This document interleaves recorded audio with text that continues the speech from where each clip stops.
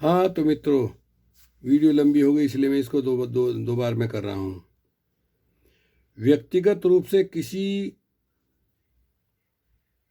किसी एक पर आक्रमण करने के बजाय हम ऐसा कहते हैं, ईश्वर कहीं भी नहीं है, ईश्वर कतई नहीं है।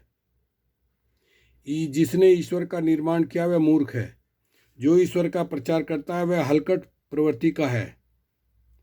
जो ईश्वर की आराधना करता है वह जंगली है। मैंने ऐसा क्यों कहा वह मैं बाद में स्पष्ट करता हूँ। जिसने आत्मा, स्वर्ग, नरक इत्यादि का निर्माण किया है वह अत्यंत हलकट प्रकृति का व्यक्ति है, हलकट प्रवृत्ति का व्यक्ति है। इन सब पर जो विश्वास करता है वह महाहलकट है। वे कहते हैं हमारे पास जरा भी बुद्धि नहीं है। वे कहते हैं हमारे पास दिमाग ही नहीं है। हम मूर्ख व जंगली हैं। उनके निराधार टिप्पणियों और आरोपों के प्रचार की हम जरा भी परवाह नहीं करते। पुनर्जन्म का मतलब क्या, इसका स्पष्टीकरण देने वाला कोई है क्या? तुम्हें ऐसा लगता है कि क्या कोई ऐसी भी जगह है जहां हमारे दिवंगत जीवित हैं? यह सब झूठा उपदेश सिर्फ ब्राह्मण ही करते हैं, और हमारे मूर्ख लोग उनकी झूठी बातों पर विश्वास करके उन्हें अन्न धन्य देकर उनके सामने साष्टांग दंडवत करते हैं। इस पर ब्राह्मण कहता है कि यह सब मैं तुम्हारे पितरों के लिए ही कर रहा हूं। ब्राह्मण से आप ये पूछिए कि हमारे मृत माता पिता को उसने कहाँ देखा?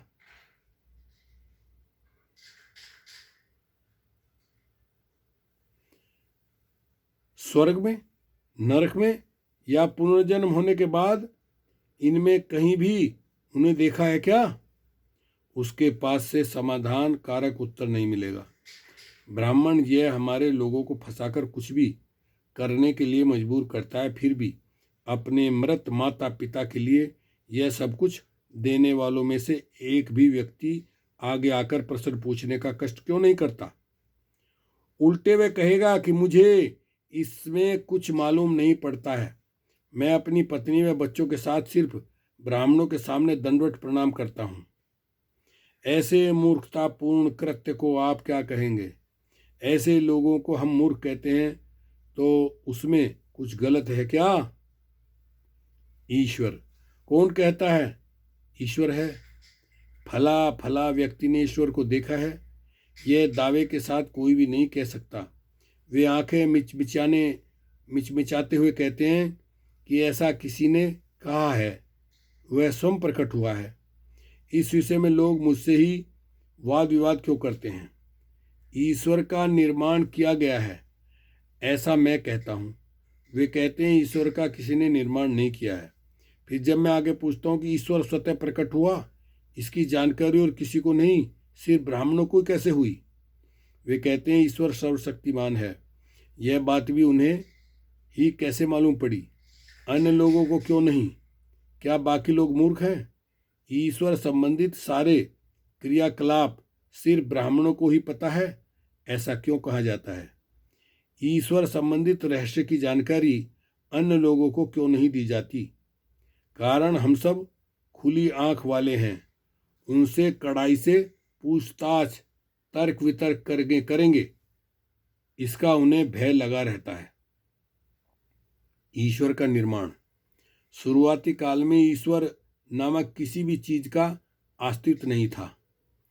केवल 3000 साल से ईश्वर के बारे में अधिक चर्चा शुरू हुई। उसके पहले ईश्वर आदि के विषय में कोई चर्चा ही नहीं थी। ईश्वर के विषय में किसी को कुछ भी पता नहीं था।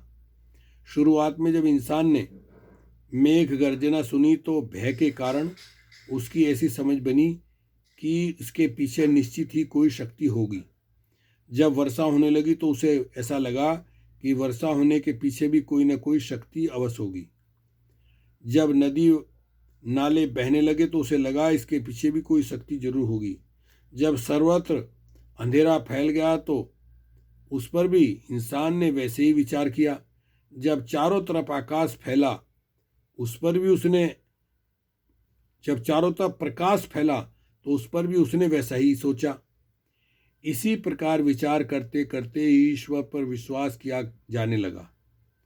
सामान्यतया लोगों को ऐसा लगने लगा कि विविध घटनाओं पर विविध ईश्वर नियंत्रण करते हैं।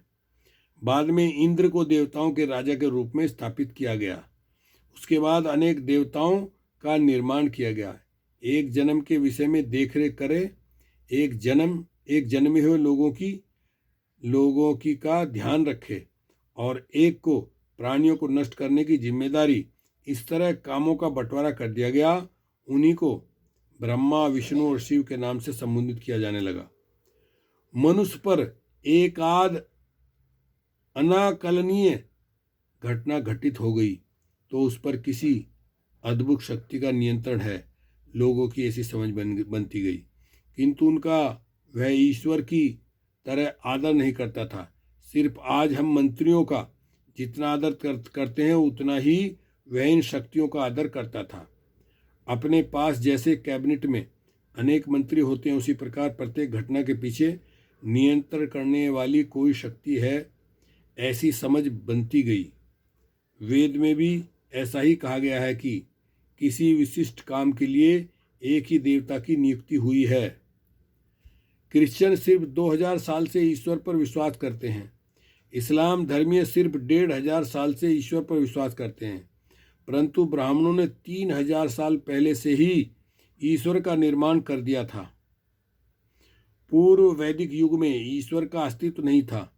वेद की रचना के बाद ही यह सब घटित हुआ।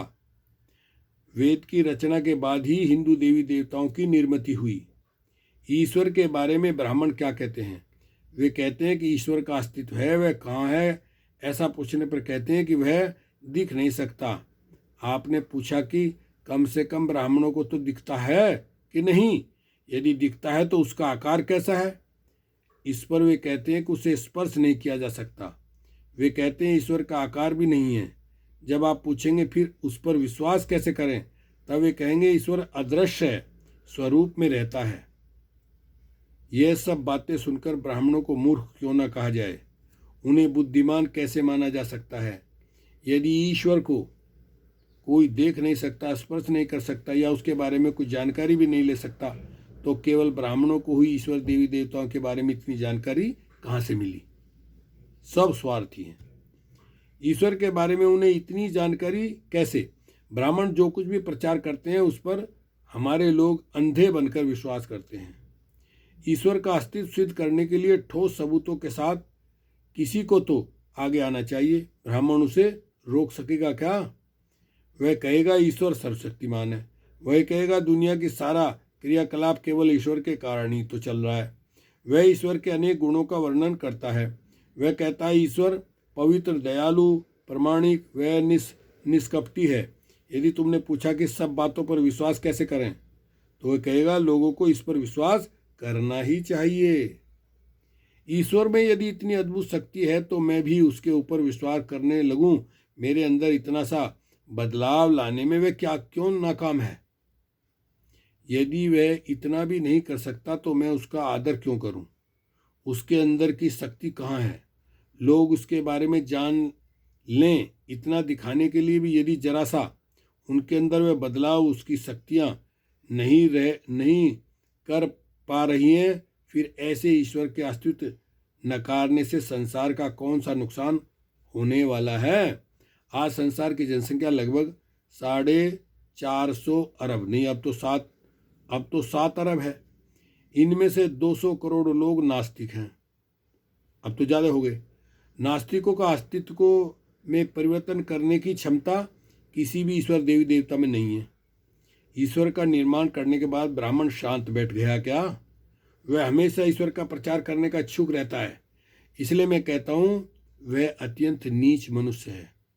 वह कहता है ईश्वर शक्तिशाली है, फिर उसके प्रचार की जरूरत क्यों पड़ती है? क्यों करते उसका प्रचार? भाई शक्ति वो सब अपने आप कर लेगा प्रचार। ब्राह्मण क्या क्या करते हैं आप सब देख ही रहे हैं। वे मंदिर बनाते हैं, ईश्वर को आकार देते हैं, ईश्वर का कोई आकार नहीं यह भी कहते हैं, और ईश्वर का विविध प्रकार का आकार भी देते हैं। ईश्वर के आकार की जानकारी उसने कहाँ से प्राप्त की?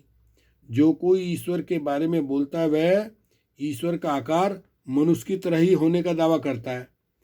अन्य सभी धर्म कहते हैं ईश्वर का कोई आकार नहीं है, किंतु सिर्फ ब्राह्मण ही ऐसा कहते हैं कि हिंदू ईश्वर देवी देवता का आकार होता है। ऐसा मानने का क्या मतलब? आकार वह सदा कायम रहता है। विविध आकार प्रकार के ईश्वर देवी देवता के निर्माण के पीछे ब्राह्मणों का स्वार्थ था क्या?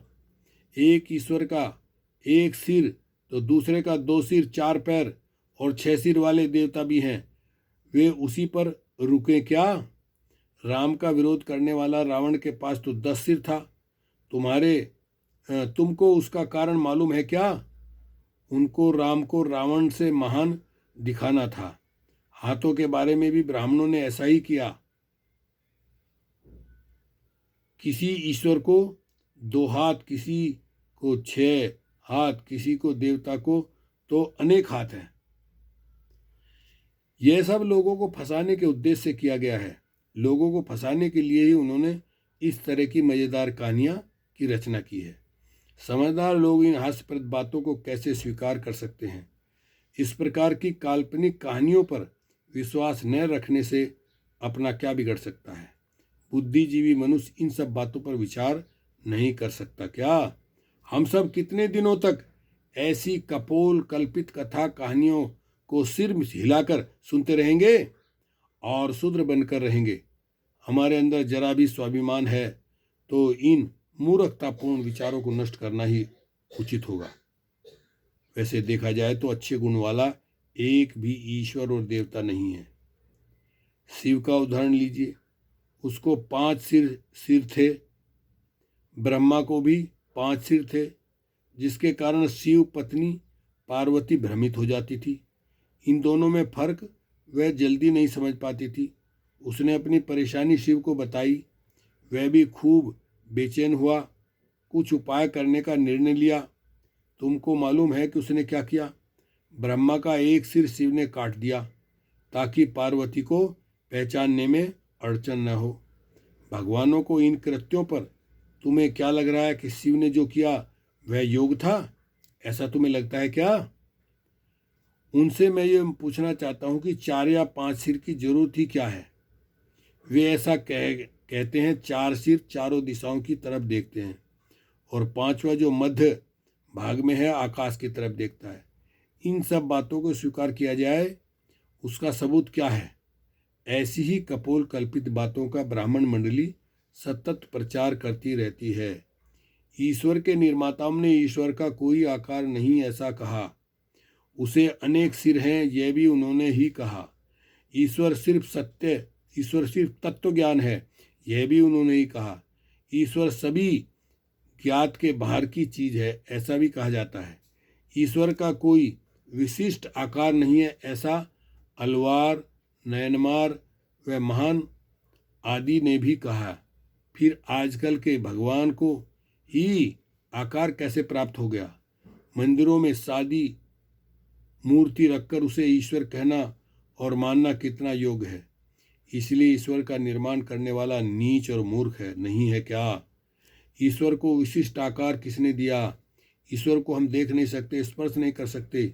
यदि ये सत्य है तो दिन में 6 बार उसे अन्न देने का क्या मतलब है? ऐसी निराधार बातों पर बेहिसाब खर्च करने वाले मूर्ख मौजूद हैं, इसलिए तो ये नीच लोग उन्हें फंसाते रहते हैं। ईश्वर को अन्न ग्रहण करते हुए किसी ने देखा है क्या? ईश्वर को जीवित रहने के लिए 6 बार अन्न ग्रहण करने की वास्तव में जरूरत है क्या?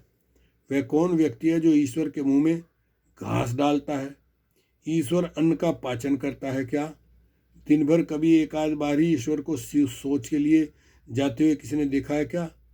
किसी ने ईश्वर को पेशाब करते हुए देखा है क्या? सच पूछो तो यह जगह से ही हिल भी नहीं सकता, फिर वह नित्य क्रिया कहाँ करता है? इन सब विषयों पर जो कुछ भी विचार नहीं करता, कोई सवाल नहीं करता, उसे ही महान आस्तिक समझा जाता है। ईश्वर को जब किसी प्रकार की जरूरत ही नहीं है, यदि वह सत्य है तो ब्राह्मण उसकी शादी वगैरह का आयोजन क्यों करते हैं? उसे पत्नी व बच्चे किस लिए चाहिए? एक ईश्वर की दो पत्नियां हैं, किसी को तो हजारों पत्नियां हैं। ईश्वर के हजारों पत्नियों की क्या जरूरत है? इस विषय पर वे विचार भी नहीं कर सकते और इसका उत्तर भी नहीं दे सकते। इसके बाद भी वे यही नहीं रुकते, बल्कि प्रतिवर्ष ईश्वर का विवाह समारोह आयोजित करते हैं। जो लोग भगवान की शादी में भक्ति भाव से शामिल होते हैं, वे पूछते भी नहीं कि पिछले साल जो शादी हुई थी उसका क्या हुआ। क्या पत्नी दूसरे किसी के साथ भाग गई, या किसी बीमारी का शिकार होकर मर गई, या कोई ऐसा भी कानून है जिससे भगवान की शादी सिर्फ 1 वर्ष तक ही वैध रहती है? ये प्रश्न पूछने की जरूरत किसी को महसूस होती है क्या?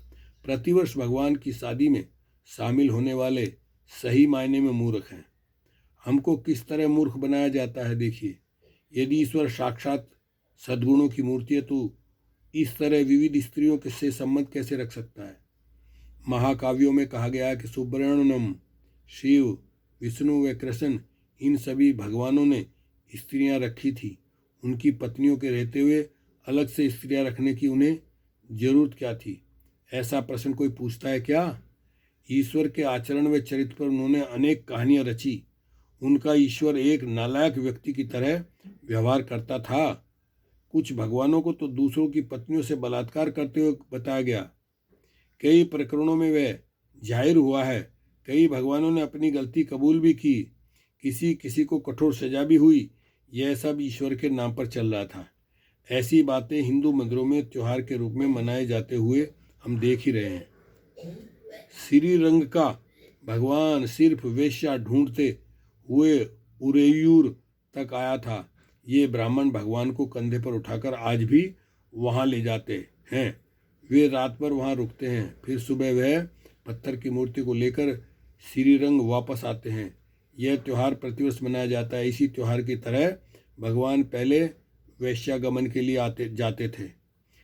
नैतिक मान सम्मान की पात्रता का एक भी भगवान नहीं। शिव और विष्णु का व्यवहार तो अत्यंत घृणास्पद था। जिस प्रकार का वर्णन किया हुआ दिखाई पड़ता है, इन भगवानों का आदर्श सामने रखकर लोग समाज में अपना दर्जा ऊंचा उठा सकते हैं, ऐसा किसी को लगता नहीं क्या? उसके साथ ही समाज का नैतिक दर्जा ऊपर उठने की कोई संभावना है क्या? भगवान के पास पत्नी व वेश्या भी हो सकती हैं। इस प्रकार की हिंदू धर्म के दलदल में समझकर मनुष्य कैसे विश्वास कर सकता है? वीडियो बहुत लंबी हो गई, अभी और बहुत रहता है, इसलिए बाकी किसी दिन और अगली वीडियो में रखेंगे। ओके, शुक्रिया, धन्यवाद।